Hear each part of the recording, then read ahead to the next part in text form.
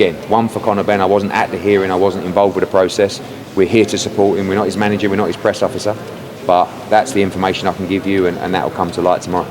You mentioned about what's next for Anthony Joshua. You've spoken about a potential rematch with Dillian Whyte, but you've also said that the fight with Deontay Wilder is the biggest fight in the heavyweight division right now. I mean, if you had to put like a stamp on it, what do you think happens next with Anthony Joshua? Can you say it would be Wilder or what? Yeah, I mean, look, if you're looking at 3 fights for next year, which you hope for him to have, maybe you go Dillian Whyte, Wilder, Fury. I mean, that would be the dream year, but probably one of them would be nice the way everything's going. So I think that, I just feel I think someone was saying to me, I say, come on, AJ Fury's the biggest fight in boxing, not Wilder. I'm just saying, yeah, maybe, but I do feel that AJ Wilder is just a massive global heavyweight fight. 2 sort of titans that, the fight could end at any moment. And I just think he's a tremendous fight. BT Sports, I spoke to a few of the guys there yesterday, and they gave the reason as to why the fight with Joshua never happened. Said, you run out of time. Now, that mega fight between Tyson Fury and Anthony Joshua, how long do you think that should have taken to have been made? Why do you think it run out of time when, no, I'm not saying you, but like them, when Derek Chisora got an extra 4 weeks to do the deal, but we were told the deadline was when it was. Don't forget as well, that fight with Derek Chisora, they were negotiating that fight when they started negotiating the Tyson Fury AJ fight. So that took 2 months to make that fight. You're talking about a fight between Tyson Fury and a voluntary challenger, right, who's getting a great payday. That took 2 months. Yet we were only allowed 3 weeks or 4 weeks. I don't really want to go back and forwards. And I'm not saying we weren't at fault, but I'm saying everybody could have done better. We just needed more time. But I don't understand why we were put on the clock when Chisora got an extra 4 weeks. It doesn't really make sense, but it is what it is, and on we go. Eddie, do you believe Conor Benn's next fight will be Chris Eubank Jr.? Yeah, I do. I mean, look, firstly, the most important thing is that Conor Benn goes through a hearing and a process, because he has the opportunity to go and fight anywhere in the world right now. In my opinion, that's wrong, and we won't be a part of that happening until he's got an opportunity to clear his name. The Chris Eubank Jr. fight is a massive fight. It's probably, could be the biggest fight in boxing at the right time. But at this time, we have no idea whether Conor Benn is going to be found not guilty, get a 3-month ban, 6-month ban, a year ban, or whatever it could be. But until that process is undertook, we can't really look at him returning in the ring. And time passes very quickly. You're talking about, September, this failed test. So you go back over that period and say, okay, well, it started in September. When are you going to return back in the ring? I don't see him returning back to the ring, even best case scenario, till spring of next year at the earliest.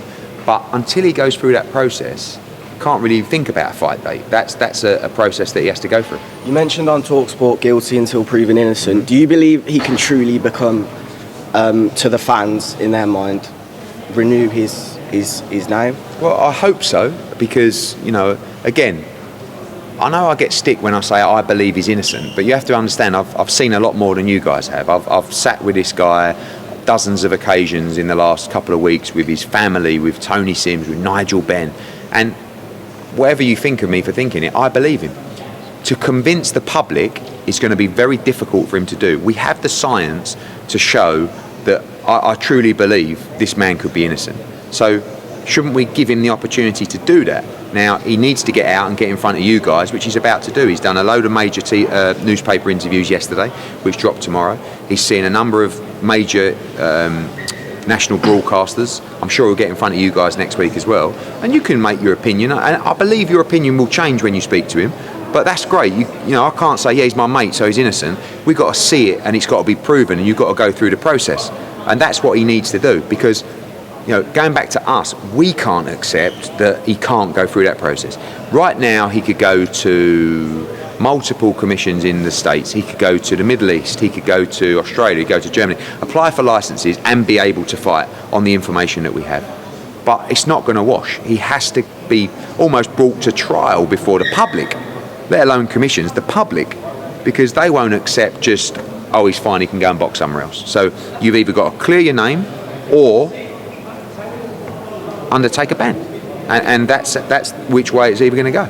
Last of all, what did you make of the video of Dr. Usman that leaked on Twitter, openly admitting it's easy for boxers to drug Yeah, chief? I think it's worrying. I think that, and again, Conor will talk to you about Dr. Usman. They've never been working together in a long-term relationship at all. But again, he'll talk about that.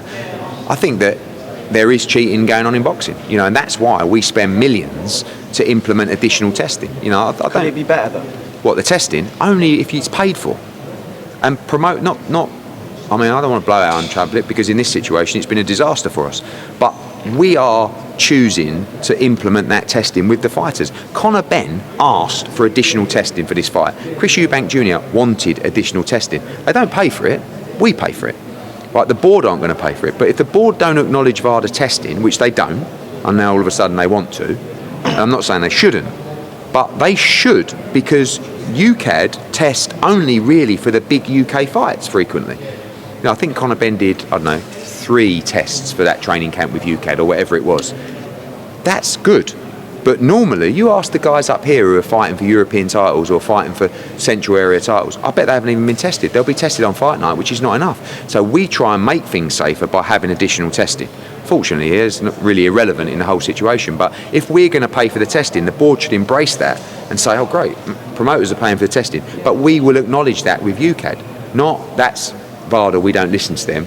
We only listen to UKAD, because that stance put us in a position where he'd passed all his UKAD tests.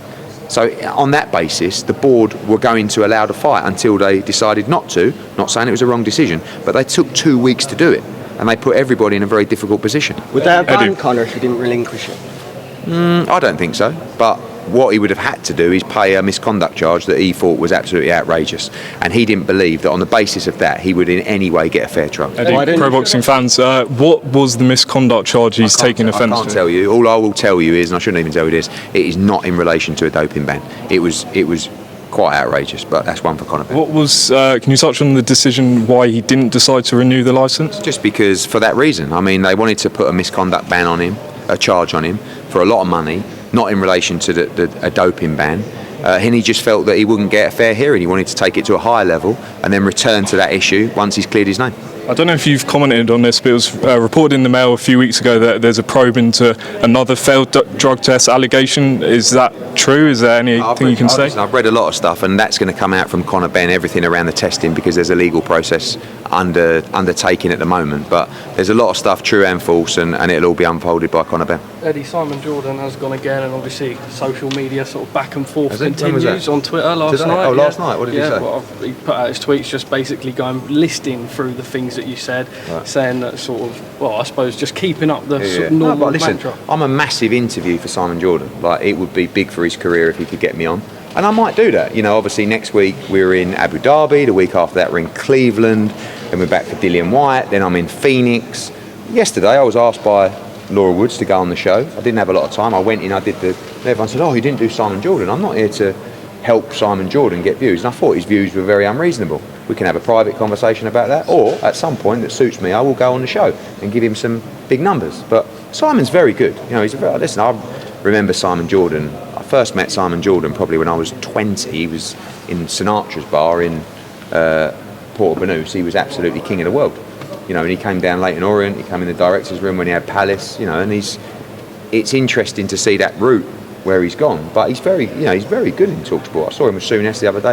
I have no problems going on there, but I'm not going to rush around my schedule of international fight nights to rush in and see Simon Jordan. Eddie. On the Conor Benn situation again, you've mentioned that, and Jonathan just mentioned before about that sort of second reported test that had gone on. Obviously you can't shed too much light on that, but where could this have possibly come from?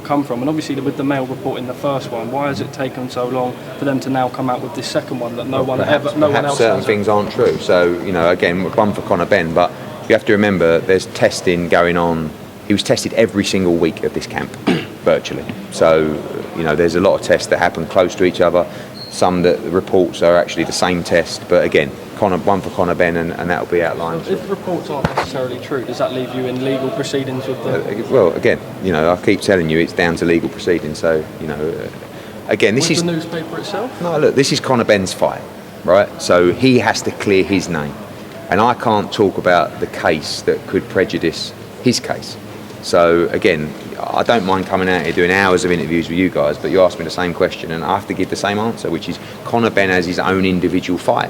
and I have to let him do that. Why don't you think Conor should have been banned? Sorry? Why don't you think he should have been banned? Because he hasn't even had a hearing yet. But he tested positive. It doesn't matter. What do you think if you get accused of something? I mean, you have to have a hearing.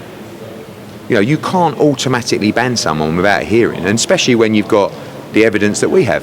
So it would be outrageous to do that. And so many different instances. You know, I go back to Dillian White.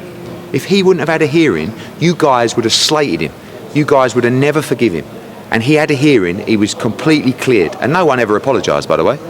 So let Conor Benn have his hearing. People online are referring a bit back, but to January when he didn't enrol in the clean boxing programme. What can you tell us about Because that? he was never asked personally to enrol in the clean boxing programme. It's really the responsibility of the manager in that instance to enrol the fighters. Conor Benn knew nothing about it, and as soon as that came out, he enrolled the next day.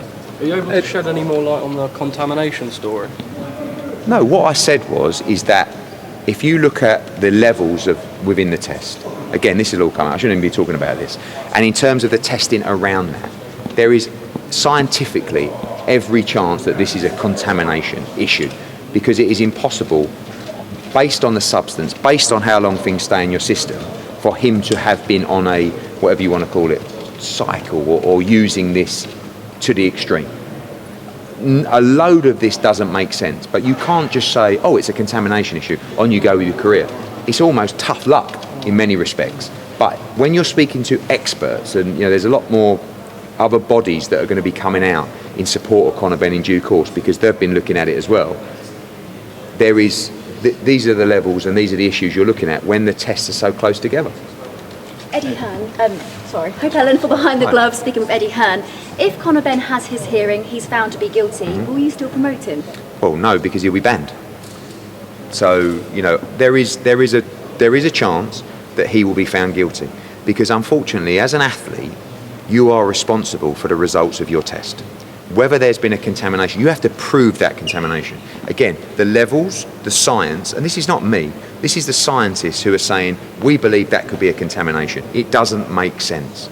That doesn't wash, right? When you're in a court of law, it's like, this is a contamination. Oh, right, okay, don't worry about it. If it was, you're very unlucky. But if you can't prove that contamination, even though it doesn't make sense, and even though what does make sense is that they can prove that actually you weren't using this drug as a physical benefit because of the levels inside you, you still tested positive, mate.